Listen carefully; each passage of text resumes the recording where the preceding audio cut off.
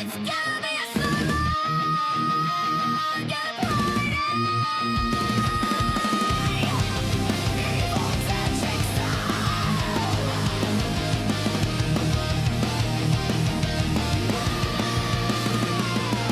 grab some pizza and your nighty nightmares. Sleep short. Don't forget the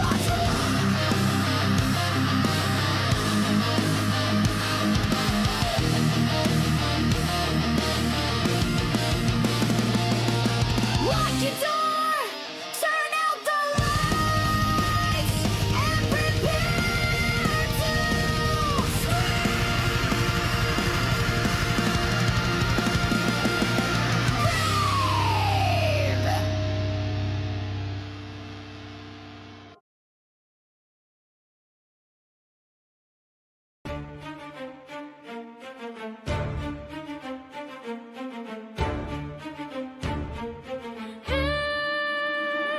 Evil dead chick has a top 10 for you.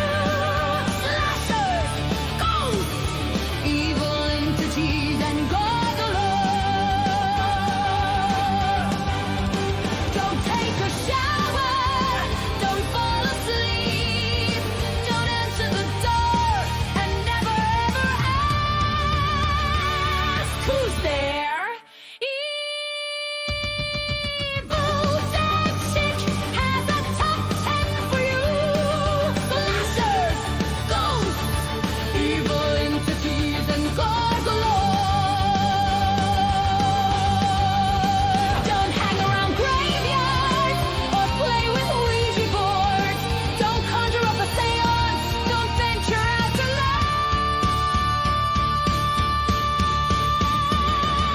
alone. And above all, don't forget to watch Evil Dead Chicks Top 10.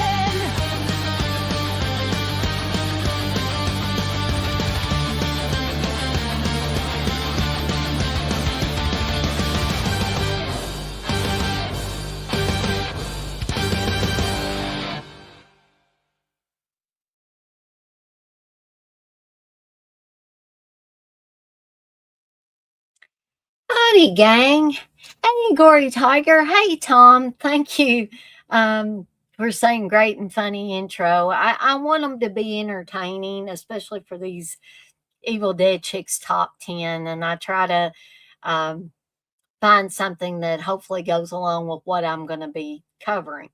And thank you also, Tom, for saying still my favorite thumbnails on YouTube. I try really hard. I know some people might say, well, why you try hard on your thumbnails? Who cares?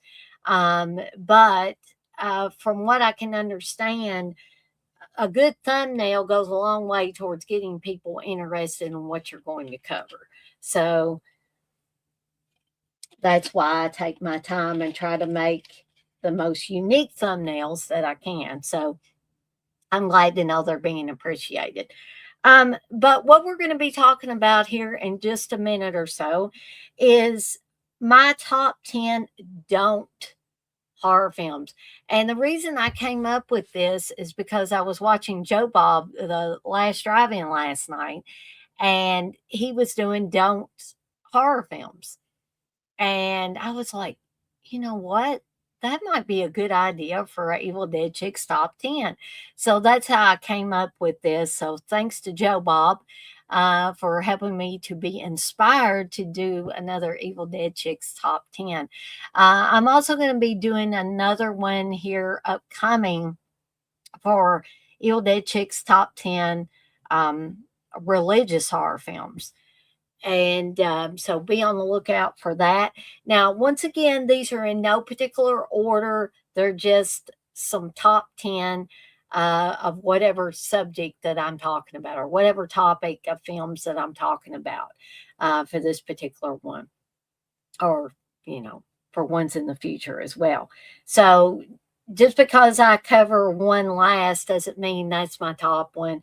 Just because I start with it doesn't mean it's my top one. These are just 10 of the ones that I consider some of the best, in my opinion, don't horror films. So I just want to get that out of the way. But I did want to let you guys and gals know, in case you weren't aware, that I've got several things up on the channel and several things that are upcoming for the channel. So we have a celluloid trash. Well, I have a Evil Dead Chicks Slasher Fest for New Year's Evil.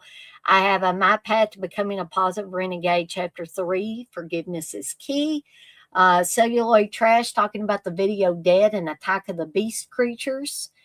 Horror Mania Episode 1, covering horror films from 1896 to 1899. Very rescheduled Insomnia Cure for 1982 to 1983. Very rescheduled They're All Messed Up, talking about Mary, Mary, Bloody Mary, and Strip Nude for Your Killer, and the kills in each one of those, because, yeah, that's what we talk about on They're All Messed Up. In addition to this stream that I'm doing now, I have a My Path to Becoming a Positive Renegade Chapter 4, Don't Play the Blame Game, coming up tomorrow night at 8 p.m. Eastern Time.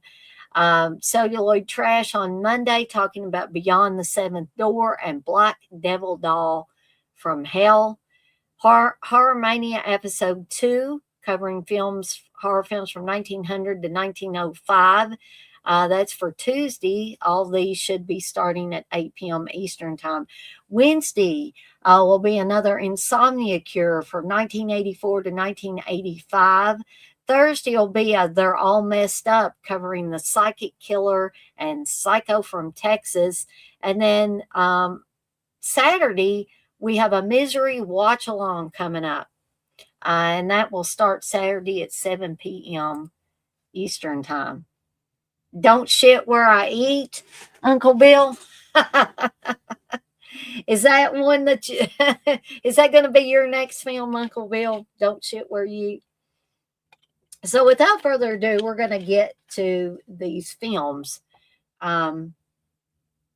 You say, yes, Misery, Tom.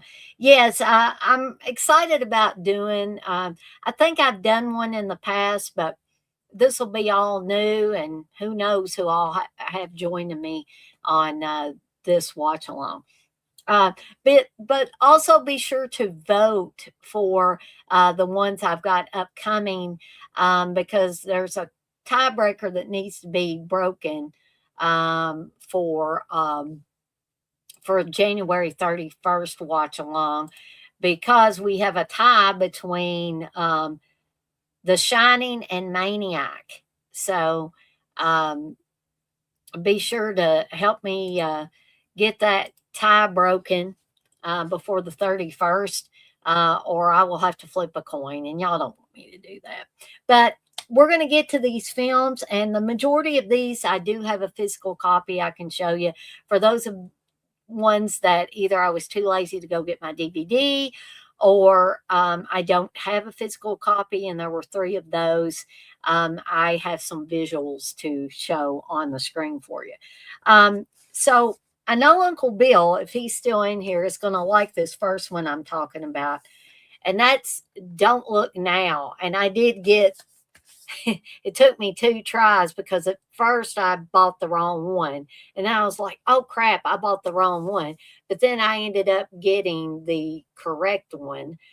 This is Don't Look Now, starring Donald Sutherland and Julie Christie. And in a lot of ways, Don't Look Now reminds me of Alice Sweet Alice. I don't know if it reminds other people of Alice Sweet Alice, but we have the main couple, played by Donald Sutherland and Julie Christie, who their daughter accidentally drowns. This movie gave you nightmares as a child, Tom? It's very, very creepy. Yeah, that red coat. You saw it when you were 10. I saw it later than age 10, but I did see a fair amount of movies when I was probably, I'm not saying I had bad parents or anything, but some parents may have considered me too young at 12 and 13, and maybe even 11 in some cases, of watching some of the horror films that I did.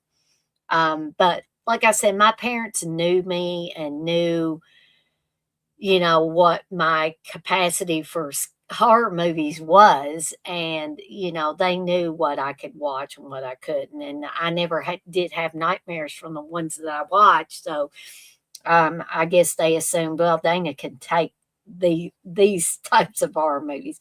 The only stuff they didn't let me watch until I was much older is things that had, like assault and revenge and things like that, which I'm profoundly grateful to my parents for not allowing me to watch that kind of stuff.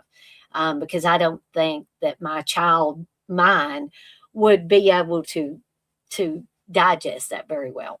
I'm not saying I would have went crazy. It's just not a good thing for a young kid to watch. But dealing with their grief, they make a trip where I think Donald Sutherland is an architect, and he's going to Venice, Italy, where he's been commissioned to help restore a church. But while they're there, they start seeing what appears to be a little girl in a red raincoat. And of course, if you watch the film from beginning to end, you know that his daughter had a red raincoat on when she drowned. So I absolutely love this movie. It is very creepy, almost giallo-esque in a lot of ways. And like I said, it does remind me a lot of Alice Sweet Alice. You don't have a red raincoat in Alice Sweet Alice, but you do have a yellow raincoat. And there's some other things that make them similar, but I don't want to give away all the secrets of these because there may be those of you that have never seen Don't Look Now. Now, Steve's not a fan of Don't Look Now, and at first I thought it was because it disturbed him. Having to do with the death of a child and stuff like that. But as it turns out, I think what he told me was that he didn't like the ending. The ending just didn't do it for him. And again, I don't want to give away the ending because then that would give away all the secrets of this film. And I would not want to do that for people that have not seen it. Tom, you say I screened an interview with the camera operator. Oh, that's cool. That's really cool. So that's Don't Look Now. And guys and gals, I know I'm not talking a lot about the plot of the movies. I'm just giving you a basic plot. And again, that is because there may be those of you that are tuning in wanting to see what these movies are that I'm talking about, but you may be thinking, well, I haven't seen this, so you definitely don't want to have it spoiled for you. If you've seen them, great, but I just don't want to give spoilers away. Should there be people either watching this now or that watch it on the replay that have not seen the films. Tom, that's very interesting. Yes, and I could definitely see it. You say he said it's about men versus female intuition, and that Donald ignored the warnings, but all the female characters took it seriously. Yes, I definitely see that in the film. Definitely see it. And you say, and that Donald's character was psychic but didn't know it. Yes, yes, that as well. And those don't give away any secrets to the film. And I'm glad that Tom brought these things up because sometimes I forget things, even, if I watched the movie not long ago, which I have with Don't Look Now. I had Don't Look Now on DVD for a long, long time. And then got this 4K version when Uncle Bill thankfully started talking about it. And I was like, oh man, I got to get that. When he started showing off his copy that he had, I was like, yes, I have to get that. So the next one I want to talk about, this is a double feature. But the one, of course, I want to talk about is Don't Look in the Basement, by SF, directed by SF Brownrigg. And I just absolutely love Don't Look in the Basement. This movie has, you would think a low budget 70s drive-in type of movie would not have the greatest of acting. However, I could almost believe that the people playing the patients in the mental hospital were real mental patients. And I'm not making fun of these actors and actresses. I'm just saying they were that good that they made me, feel that they could possibly be mental patients. So what don't look in the or don't look in the basement concerns is a young nurse who shows up for her first day at this mental hospital. Unbeknownst to her, before she arrives, the doctor, who's kind of been doing some experimental therapy with the mental patients by allowing them to act out their delusions and their fantasies. And he allows a guy, I think he was a judge before he ended up in the mental hospital. Why on earth he would give somebody that was mentally ill a real axe, I don't know, but he ends up chopping up the doctor, and one of the other patients takes the job of the doctor. All this unbeknownst to the nurse before she gets there. That by that time they've hidden the doctor's body and all of that. So very creepy, low budget shocker to me. I like SF Brownrigg's style of directing. This is very gritty, very drive-in-esque. I mean, it's one of those perfect drive-in films. And it really is one of those that gets under your skin and stays there. From the acting to the special effects to just how it was filmed. It's so gritty that it is realistic. And I do manage to get cold chills every time I rewatch it. It's that good, folks. And it takes a lot nowadays to give me the shivers. And that's not bragging. That's just saying that I have seen so many horror movies in my time on this planet that I'm a little bit case hardened, as I would imagine many of you are that watch a lot of horror movies. But Don't Look in the Basement is one of those, like I said, that gets under your skin and it stays there for a while. And again, never fails to give me shivers every time I watch it. And you guys and gals may notice that I'm not rating these, but I don't really think I need to, because if they're in my top 10, you could pretty much guarantee I would give them a 5 deadites out of 5. So you can just consider these 5 deadites out of 5 all across the board when I do these Evil Dead Chicks top 10. So the next one, I was too lazy to get my DVD out because it's in the back room, folks. This is Don't Hang Up, aka Don't Open the Door. And this is another one from SF Brownrigg. So I've got 2 SF Brownrigg films in this bunch. And again, although this one I don't like as well as Don't Look in the Basement, it still has some very creepy scenes, very creepy setups in this. You don't know the Don't Hang Up and Don't Open the Door film, or Don't Look in the Basement, Tom?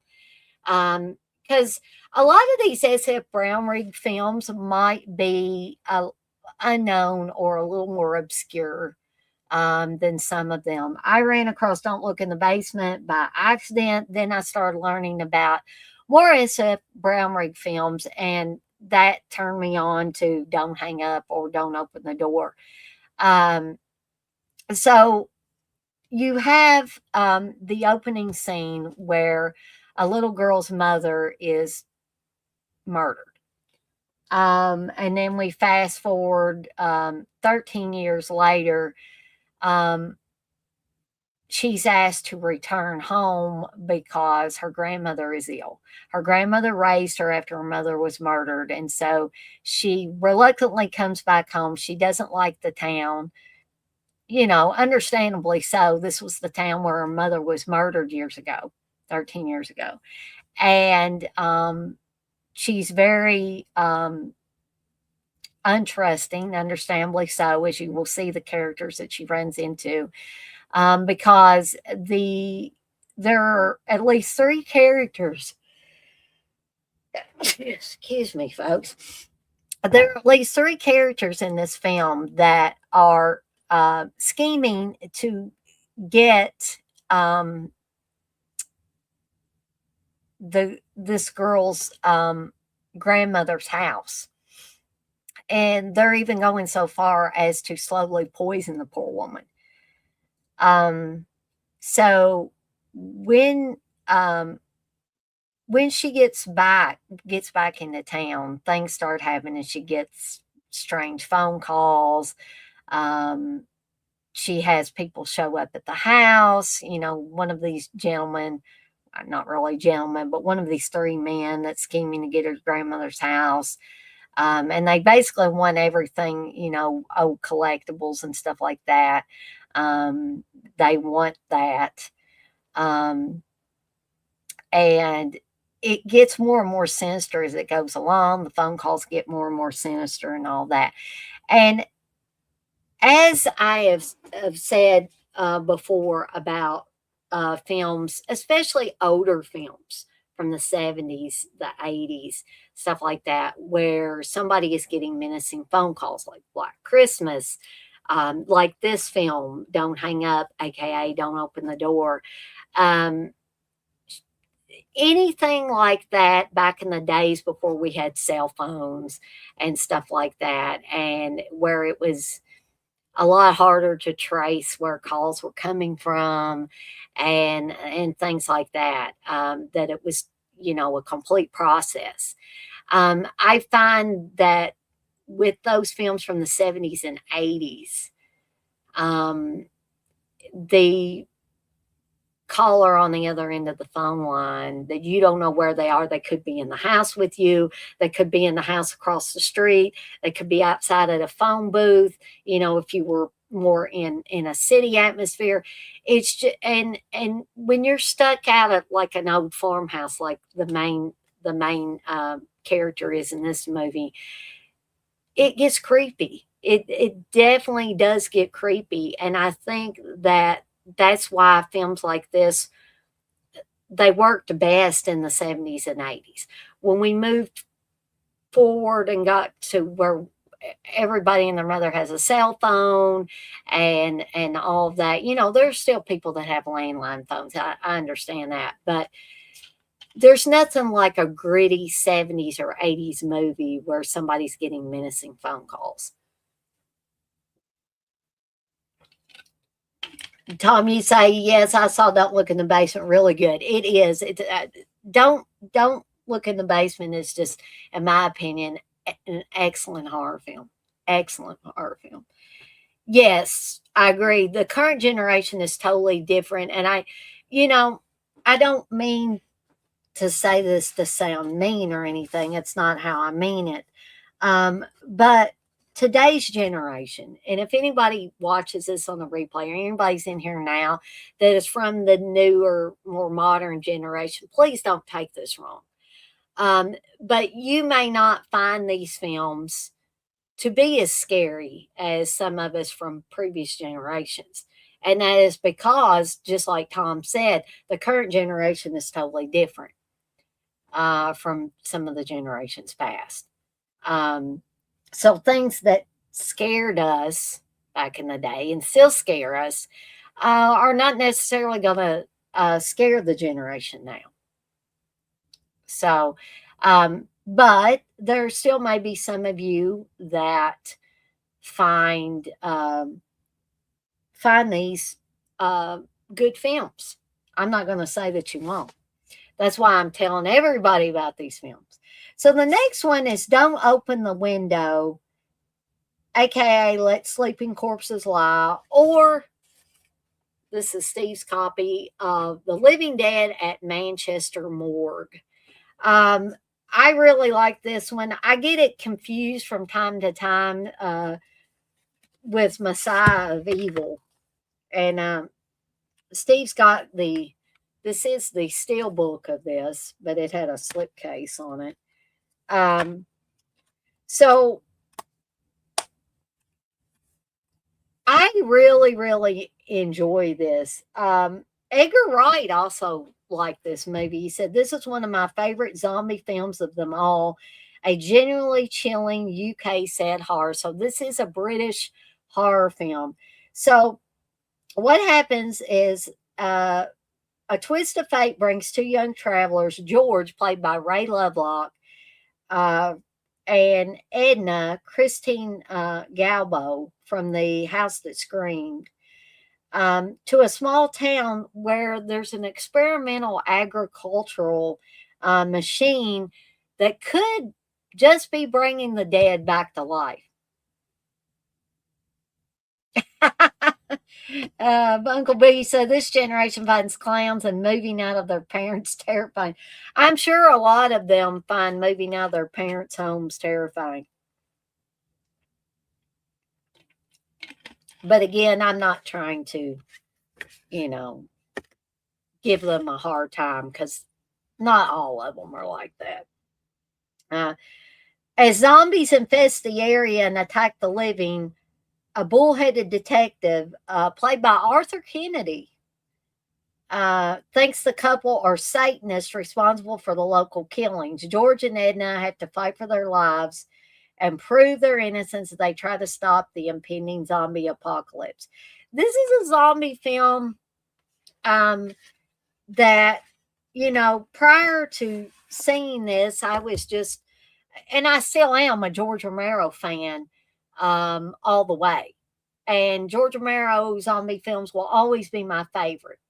But every once in a great while, you come across a gem like Don't Open the Window, and you're just like, wow, you know, what they did with this film.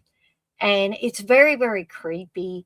There's a big sense of isolation in this film. And I think when you have that sense of isolation, and then you have something like zombies or some other kind of creepy entity that's coming after you, it really, really works. And this, you know, also has the bonus of the British countryside, which it always looks cold and wet and gloomy.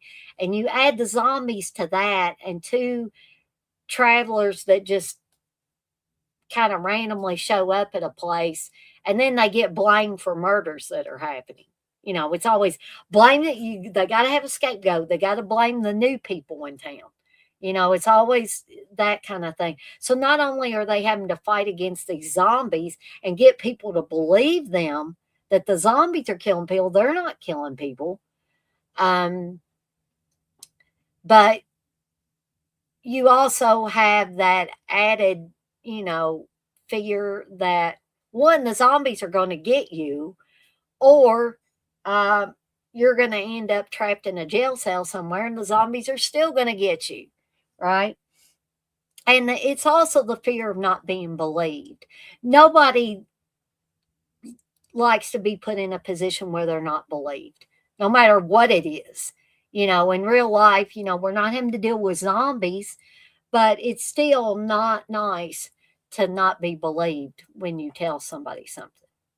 You know, unless you're the boy that cried wolf or the girl that cried wolf, and you called it one too many times and then people don't believe you. But that is not the case with Don't Open the Window, aka Let Sleeping Corpses Lie, aka The Living Dead at the Manchester morgue. Tommy saying they want fast, loud movies. And I forgot to take this one off there when I was talking about that one. Tommy said, but many appreciate the 1970s movies too, like the very young movie reviewers on YouTube. Yes, I do see a fair amount, Tom, of young reviewers who do talk about these old films, and that's very pleasing to me. That's why I say I don't want to, make all these younger generation people feel, those guys and gals feel less than or feel that their points aren't valid, because I know everybody's not like that. All right. So the next one I want to talk about is one of my favorites. This is a very some people would call it misogynistic. I don't want to call it misogynistic. But it's Don't Go in the House. In a still room built for revenge, they die burning in chains. Okay, now I've talked about Don't Go in the House before, and one of these burn scenes, the first burn scene in it. But before I get to that, I want to talk about a little bit about the plot of this movie. This concerns Donnie Kohler, who works in, I guess it's a place where they burn trash and stuff. And he must work on the machines and stuff like that. But poor Donnie was abused by his mother when he was a kid. And you see flashbacks of his mother, basically saying she's got to burn, you're evil, Donnie, or Donald. I got to burn the evil out of you. And she would stretch his arms over the stove and burn them. And he'd be screaming, Mommy, don't, please, and he'd be just screaming his head off. So after years of abuse at the hands of his mother, Donnie's not well in the head. And he lives alone in a big old house with his mother, a la, Norman Bates and Mrs. Bates. Donnie's at work, and a guy, a can, like a spray paint can or something, explodes, and the guy catches on fire, and Donnie is just frozen in fear, because all he can think about is when his mother burned him, and he just is hypnotized by the flames, and he gets yelled at. I don't know if this guy's a supervisor or what, but he just screams at Donnie, why didn't you help? Why didn't you help? And Donnie's just kind of in a haze and says, the flames, they just consumed him. And he's like, what are you talking about? Why didn't you help? So Donnie ends up going home, and he says, Mom, I'm home. Mother, I'm home. And unbeknownst to him, while he was away at work, his mother must have died, I guess, of a heart attack or something at some point in time through the day. And so he says, I'll fix your tea, Mother. And he comes in to check on her eventually and finds her dead. Dan Grimaldi plays Donnie Kohler, and Dan Grimaldi, if anybody watched The Sopranos, you know that Dan Grimaldi was in The Sopranos. I'm forgetting the character he played, but I'll tell you, Dan Grimaldi does an excellent job of personifying I don't know if this, I don't want it to sound bad. I want it to sound good, but he personifies the abused child who grows up into a man with serious mental health issues. And one of these is that he doesn't trust women. And you see in shadow, you see him tell his mother, I'm going to punish you, Mother. And you see in shadows him lighting a match and burning his mother's arm even after she's dead. And then he reacts because he's like a child in his head. He reacts like any child would that, if their parents were out of the house and he stubs out a cigarette, he starts smoking, he stubs out a cigarette on one of his mom's uh, little religious looking statues. He jumps on the furniture. His bed and everything is like a kid's bed. Yeah, yeah, like many of these Norman Bates and a lot of these other guys that were kind of modeled after Ed Gein. So yes, very much like that. Only he didn't. Donnie doesn't cut them up. He wants to burn the women. So after that, he goes and he's just kind of walking the streets and he sees, I don't know what kind of place. It looks like a sporting goods store or whatever, but it has like a flame, I guess a flame retardant suit that won't, that'll resist not catching on fire.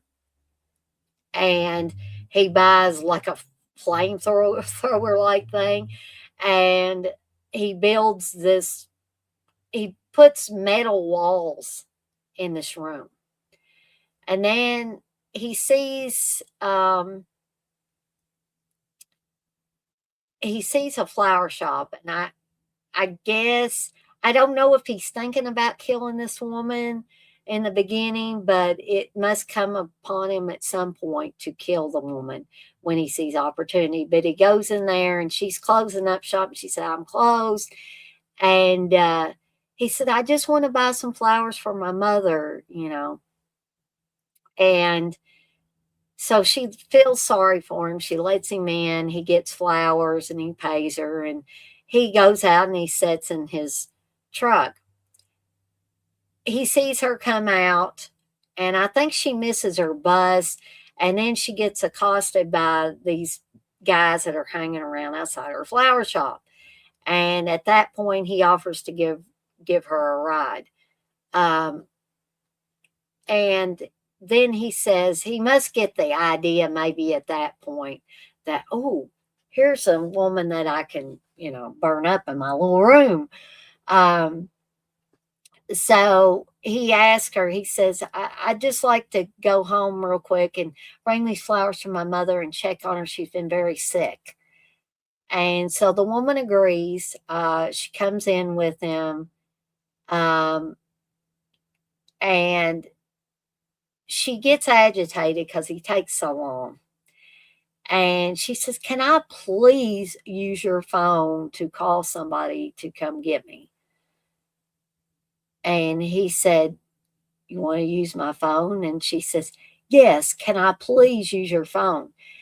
And while she's, getting ready to dial, he hits her in the head. The next thing she knows, she's chained up in his metal room, naked. And guys and gals, I know I've said it before, but this has one of the most realistically effective burn scenes I have ever seen in any horror movie ever. Maybe any movie ever. Because they don't necessarily have to be horror movies to have a burn scene in them, right? So they apparently did this with mirrors and stuff, but this really looked like this woman was burning up. Now, I know they didn't really do that, thank goodness, but it just was very effective and something that will stick with you long after this movie is over with. So, if you've never seen Don't Go in the House, and you like these type of, revenge type, kind of slasher-esque movie, only he's burning women up instead of, and then he puts them in mommy's clothes, which makes it even more bizarre. Then you might like Don't Go in the House. Okay. Another one that I'm pretty sure I have the DVD for, but I was too lazy to go dig it out, is Don't Answer the Phone. Um, Don't Answer the Phone has taken a bad rap over the years. I guess because of the subject matter of I guess sexually emancipated women are being killed off by this man. And at certain points in times in history, people didn't like that. So movies like this would take take some flight, right? Um, but again, the thing about women being called on the phone and then the guy's either close by and he gets in their house, or he's already in the house and he's calling them from an old phone. um, Another movie that kind of did this effectively but was more of a uh, made for TV type of movie was Lisa, where the candlelight killer in that film would leave messages uh, on their answering machines saying that they were going to kill them. And then he was already in the house or their apartment or whatever. So Don't Answer the Phone is kind of similar to that. Lisa came much later in the 80s, and had Stacey Keenan in it. Everybody remember Stacey Keenan, right? Um, Tom, you said now everyone answers the phone nonstop.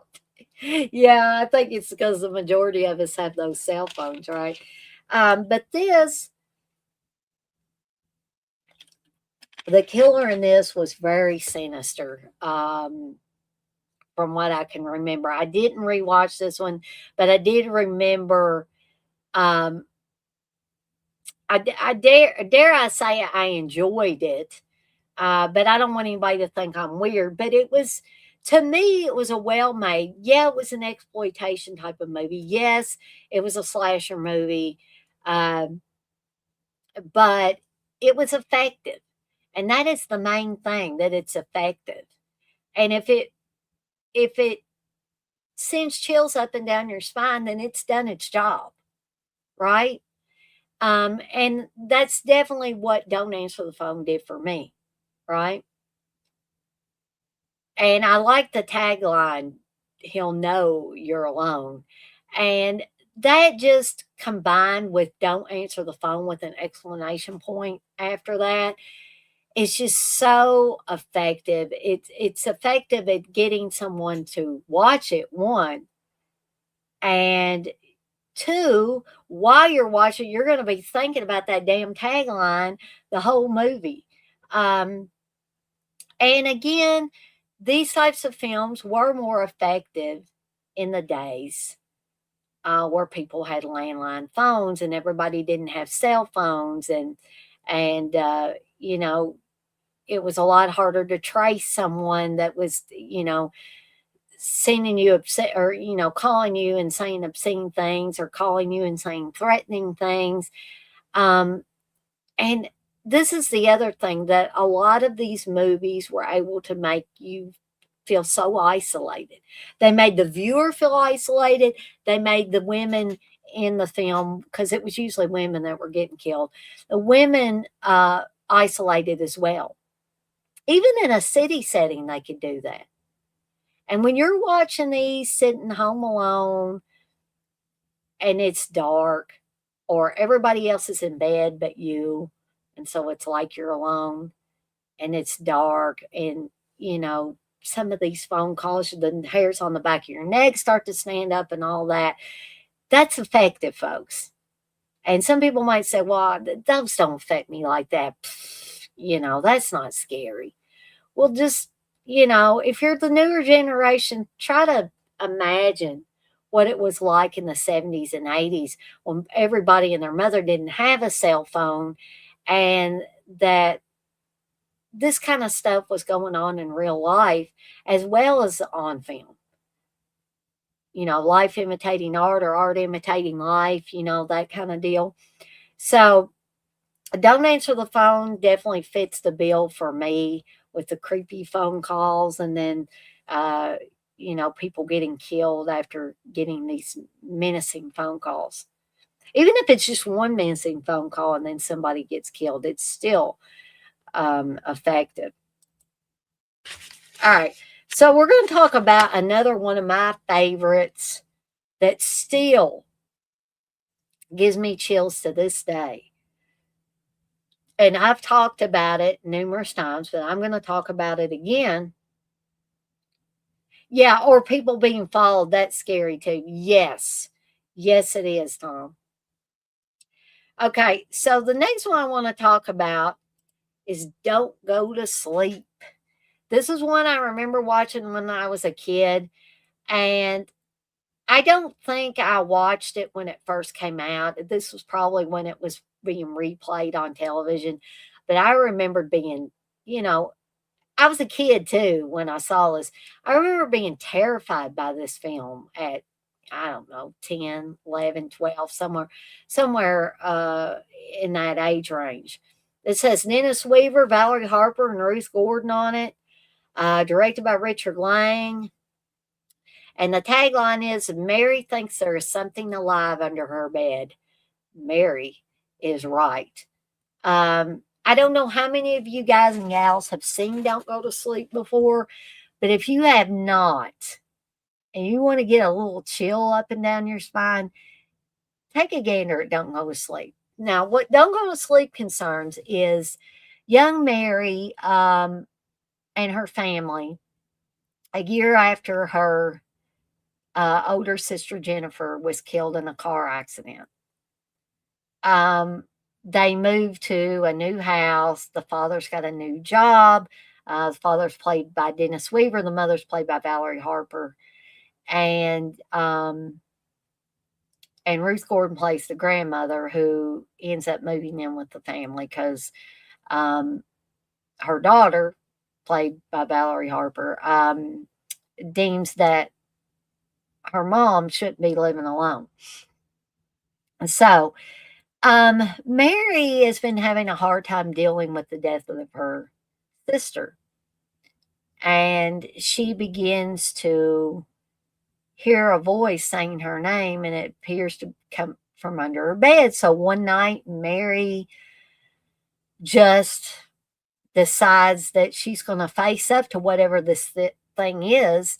And she gets under her bed and she says, "All right, kill me." Because I guess that's what she thinks that this thing wants to do. And she rolls over, and her sister Jennifer is there. And of course, nobody believes her. Her mother says, "Mary, Jennifer is dead. She died in the car accident." So at first, Mary is, happy to have Jennifer back. But then Jennifer starts saying that Mary needs to get rid of certain people in the family because they're going to separate her and Mary again. And Mary's like, "No, and Jennifer's like, "Well, if you don't want me to go away, or us to be separated, you've got to get rid of Grandma first." So Mary's brother, played by Oliver Robbins from Poltergeist, he's the real bratty younger brother, and he has an iguana, Ed. And somebody puts the iguana in Grandma's bed and causes her to have a heart attack. And various other mishaps happen, all because Jennifer tells Mary, "We got to get rid of this person or that person or whatever." And it culminates in one of the most harrowing scenes I've seen in a made-for-TV movie ever, folks. And you literally will never look at a pizza cutter the same way again. And I don't want to give it all away, but very creepy, very effective made-for-TV film. One of my favorites, one that I like to go back to from time to time, even though it's still Doesn't give me as many chills as it used to back when I was a kid, but it's still very, very effective. So I would, Don't Go to Sleep is one, again, I would highly recommend. You could probably find this one on YouTube if you look. I know it's been on YouTube before, and more than likely will still be on there now. So that's Don't Go to Sleep. We've got 3 more to talk about, folks, and then I'll be done for this episode of Evil Dead Chicks Top 10.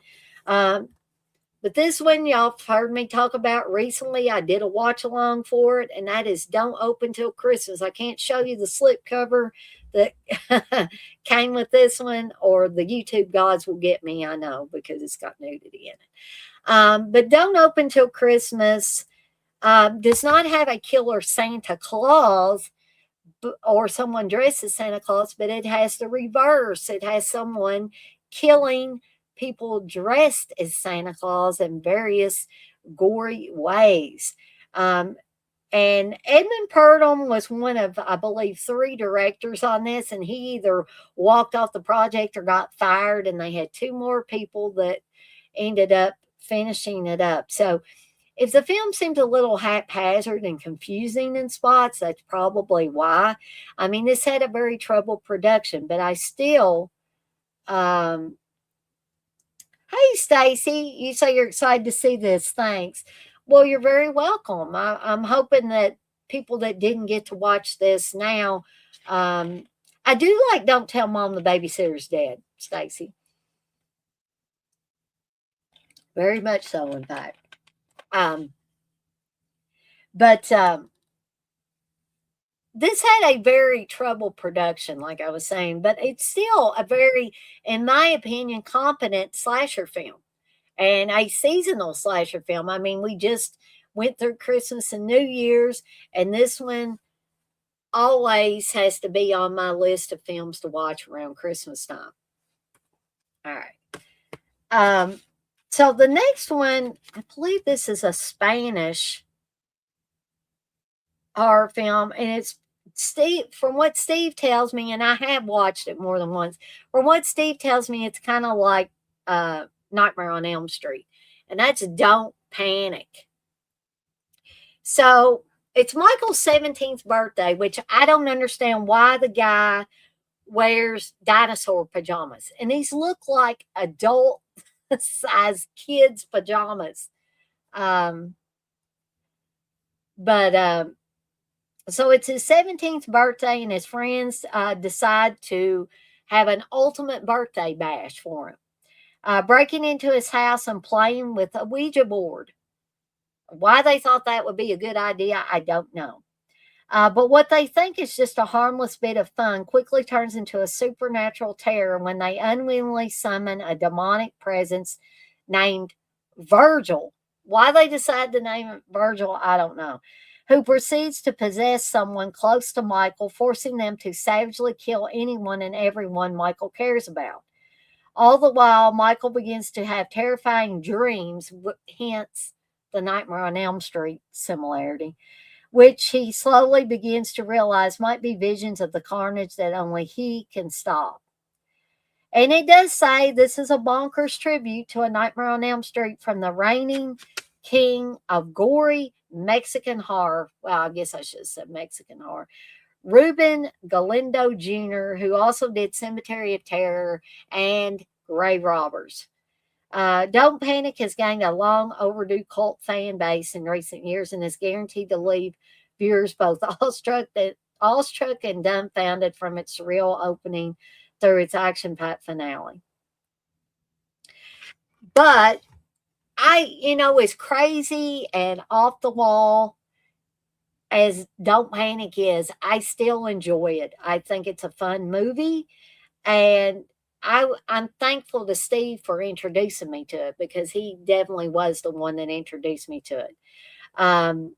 He's introduced me to several movies since, when we were dating and after we were married as well. So if you haven't checked out Don't Panic, I would check the usual suspects, YouTube and Tubi and all that stuff, to see if there's a for free copy. I don't want to tell you to, slam down your hard-earned money for something if you're not sure about it. Yes, Stacy, Don't Panic is an interesting one. So the last one I want to talk about tonight is one that me and Steve, well, we did watch it quite recently, but the most recent watch that I ended up watching it on was Joe Bob's last drive-in last night. And again, that's how I got inspired to do this Evil Dead Chicks Top 10 Don't horror films. And that's Don't Torture a Duckling, directed by Lucio Fulci. And this concerns children being killed off, young boys being killed off by an unseen killer. It also has in many men's minds the very luscious Barbara Boucher in this. Now, I like Barbara Boucher as an actress. I don't care anything about how much skin she shows, but some of you guys might, and that's fine. So I will say, not only is this, I mean, this is got taboo subject matter all over the place with kids being killed off. But it also, for me anyway, has the distinction for having one of the most outrageous, off the wall, entertaining death scenes at the end of this film that I have ever seen in a horror movie. And if you don't believe me and you haven't seen Don't Torture a Duckling, I urge you to try to find a free copy if you don't own it, and maybe you own it and you just haven't gotten around to watching it, or you don't have somebody, a friend or a family member that has a copy of it that you could borrow. Try again the usual suspects, YouTube and Tubi and all that. In fact, let me do y'all a solid here, folks, because this is definitely one of my favorite Lucio Fulci movies.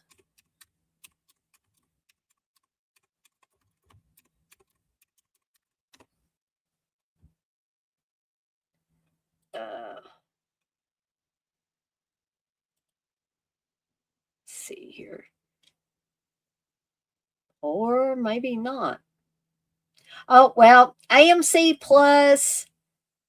If you've got AMC Plus, you can watch it that way. Full Moon streaming, Screenbox streaming. It is on the Fossil map, which you can get the Fossil map for free if you've got a smart TV. And it apparently is also on Tubi as well, folks. So you should have some options for watching that one, should you wish to. Let me go ahead and check on Don't Panic as well. Well, it says you can rent or buy it. I guess you could rent it. That would be cheaper than buying it. It's not free, but you can rent or buy it from Amazon. So there's an option.